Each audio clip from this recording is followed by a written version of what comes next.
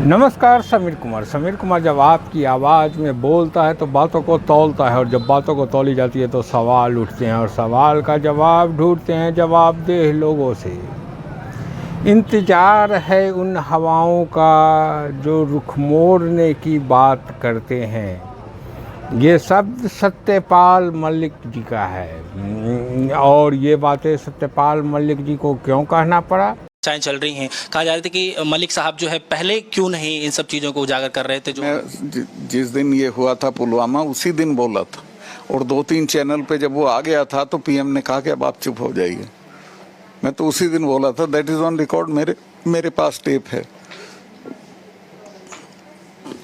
Sir मैं interview देख रहा था और कई सारे कमेंट्स में पढ़ रहा था, तो उसमें ये जिक्र किया गया था कि मलिक साहब जो है बीजेपी में जब थे तब तो चुप थे, अब जो है हट गए हैं गवर्नर के पद से, तो अब इस पे जो है खुलासे किए जा रहे हैं। तो मैं तो जब बीजेपी में भी जो चीज़ गलत लगती थी वो पहले से बोलता था। ये तो नॉनसेंसिकल लोग हैं जिनकी नॉलेज नहीं है। यानी टीआरपी का हिस्सा है, अपना रहे हैं मलिक साहब। मैं ये सब काम नहीं करता हूँ, पूरी जिंदगी मैंने दूसरी तरह की पॉलिटिक्स की। They don't know me if they comment like this. Sir आगे आप लोग क्या करने वाले, इतने बड़े सर जो जैसे आपने कहा है सब कुछ, तो उसके बाद से जो है सर चर्चाएं बहुत लंबी चौड़ी चलने लगी हैं, अब आगे क्या करने वाले। देखिए, मैं कोई इलेक्शन नहीं लड़ूंगा, कोई पार्टी नहीं बनाऊंगा, लेकिन मैं अपोजिशन यूनिटी के लिए पूरी कोशिश करूंगा, और अगर अपोजिशन यूनिटी हो गई तो 24 में बीजेपी का पता नहीं चलेगा। That's all. लेकिन सर जैसा कि हम जानते हैं कि सत्यपाल मलिक जी कर्ण थापर को इंटरव्यू दिए, और उसमें जो पुलवामा कांड के बारे में रहस्योद्घाटन किया, उसके बाद वो चर्चा में के केंद्र बिंदु बने हुए हैं। ऐसा है कि वो बराबर चर्चा में रहे हैं। पहले वो बिहार के राज्यपाल बने थे, उसके बाद उड़ीसा के राज्यपाल बने, और जब कश्मीर के राज्यपाल बने थे तो उन्होंने एक सार्वजनिक मंच से कैसे उनके द्वारा उद्योगपतियों पर का दबाव पड़ता था, इसके बारे में उन्होंने चर्चा की थी। और जब उनका ट्रांसफ़र किया गया कश्मीर में वो धारा 370 हटाने का काम उनके ही निर्देशन में हुआ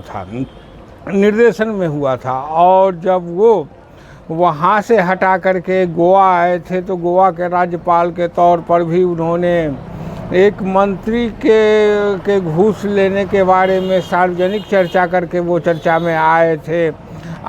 और उसके बाद चूँकि हम लोग जानते हैं कि केंद्र सरकार के द्वारा प्रतिनियुक्ति होती है राज्यपाल की, और वो केंद्र सरकार के शायद मानसिकता में नहीं रहे तो उन्हें राज्यपाल पद से हटा दिया गया। और वर्तमान जो कर्ण थापर के इंटरव्यू के बाद उन्हें क्यों लगने लगा है अपने जान पर खतरा, और किससे लग रहा है जान पर खतरा, सुनते हैं सत्यपाल मलिक जी। नहीं थी, खापों के प्रमुख लोग आए थे to express their solidarity with us. तो मेरे घर में इतनी जगह नहीं है, लिहाजा हमने एक पार्क में खाने का इंतजाम किया था। इन्होंने प्रेशर में कहा कि साहब इलीगल है ये और यहाँ नहीं हो सकता, तो हमने कहा कि हमें ले चलो, तो वी हैव कोर्टेड अरेस्ट। और कई ग्रुप्स हैं जो हमारे डिफरेंट थानों में इन्होंने बंद किए हैं। लेकिन सर आज बैठक कर रहे थे, क्या मांग थी, क्या मांग नहीं थी। ये जो खाप लीडर्स हैं, they came here to express their solidarity with the cause which I am raising issues. बाकी सर आपको सीबीआई ने भी बुलाया कब? हाँ, सीबीआई तो जो मैंने शिकायत की थी कि इन चीज़ों में करप्शन है, तो उस पर उन्होंने कहा कि हमको कुछ क्लैरिफिकेशन सीख करने। They are coming to my house. उन्होंने मुझे नहीं बुलाया। आप पंचायतें आपको हैक कर रही हैं, उनको क्या टोटल बात कर लो सर, मैं उनको थैंक करता हूँ। और आगे लड़ाई जारी रहेगी। लड़ाई तो ये अल्टीमेट जाएगी 24 तक।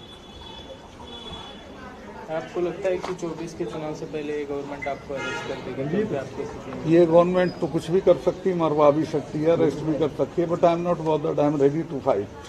तो आपको लगता है कि आपकी जान को खतरा है? मैं सब इतनी कमजोर बात नहीं कर सकता। आगे आ जाओ, ठीक है।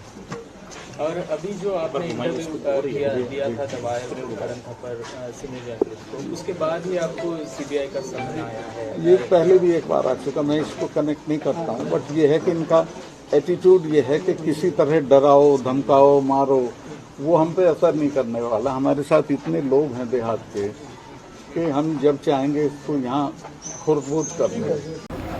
जैसा कि हम लोग सत्यपाल मलिक जी का चरित्र देख रहे हैं, ऐसा वर्तमान नेताओं का चरित्र नहीं होता है। और सत्यपाल मलिक जी भाजपा में रहते हुए में भी, और जो भाजपा का गाइडलाइन है उसके विपरीत जब जब उन्हें देश के प्रति रुख रखे हैं, चाहे वो कश्मीर में उद्योगपतियों के दबाव का मामला हो, या गुजरात में अपनी ही सरकार के मंत्रियों के काले कारनामे उजागर करना हो, या केंद्र सरकार के द्वारा लाई गई कृषि नीति के विरोध में भी उन्हें बोलना पड़ा, तो वो राज्यपाल रहते हुए में बोला।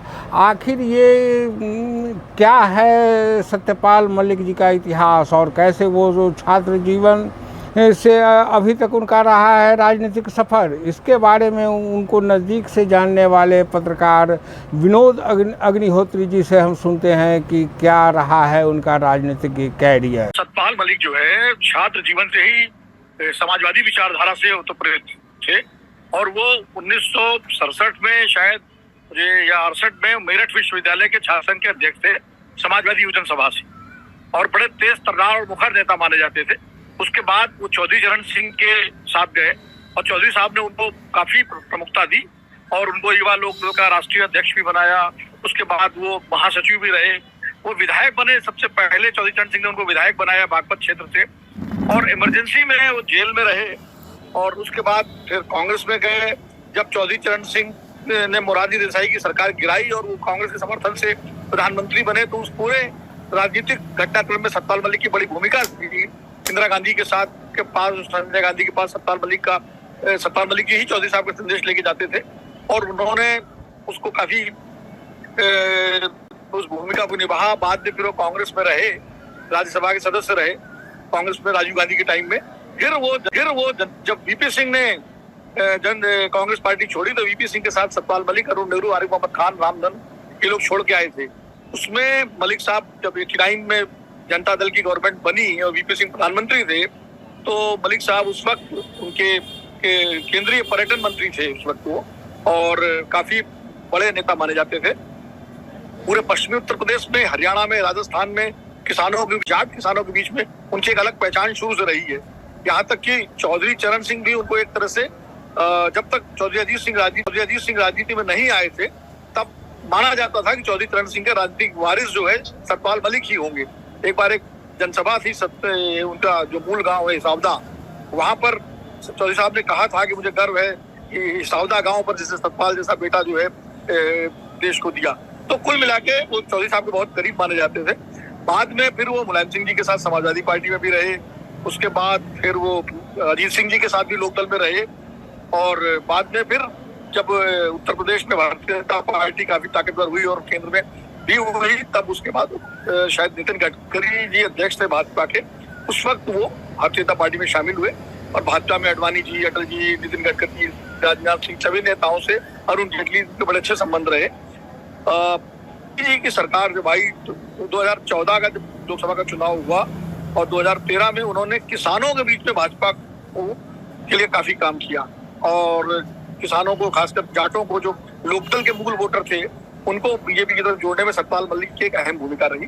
और बाद में उनको गवर्नर बना करके पहले बिहार भेजा गया, फिर उड़ीसा का उनको प्रभार दिया गया, उसके बाद उनको जम्मू कश्मीर का राज्यपाल बनाया गया, और जम्मू कश्मीर में धारा 370 लगी, तो वो कुल मिलाकर के उसमें उनका भी योगदान था, क्योंकि विधानसभा भंग करने के बाद गवर्नर जिस तरह से अधिकार हो जाता है, तो गवर्नर की सिफारिश पर ही धारा 370 वहां से खत्म की गई जम्मू कश्मीर से। ये फैसला करने में भी उनकी एक अहम भूमिका थी।